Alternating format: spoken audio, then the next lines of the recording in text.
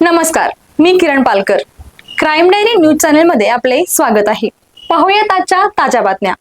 परवानगीसाठी 10,000ची मागणी, सरपंच व मुलावर लाचखोरीचा गुन्हा.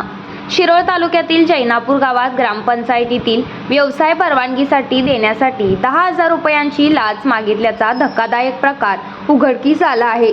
या प्रकरणी जैनापूरच्या सरपंचासह त्याच्या मुलावर जयसिंगपूर पोलीस ठाण्यात गुन्हा दाखल करण्यात आला आहे.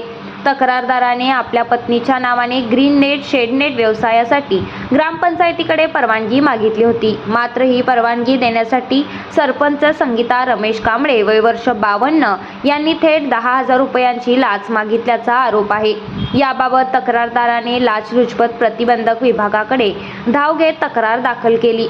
लाचलुचपत प्रतिबंधक विभागाने केलेल्या पडताळणीत सरपंच संगीता कांबळे व त्यांचा मुलगा निकेत रमेश कांबळे वय वर्ष 30 यांनी लाचेची मागणी केल्याचे स्पष्ट झाले.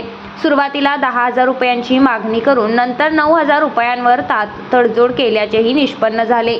यानंतर विभागाने सापळा रचला. मात्र पंचांसमोर सरपंचांनी पैसे स्वीकारण्यास नकार देत काम पूर्ण झाल्यावरच पैसे देऊ असा पवित्रा घेतला.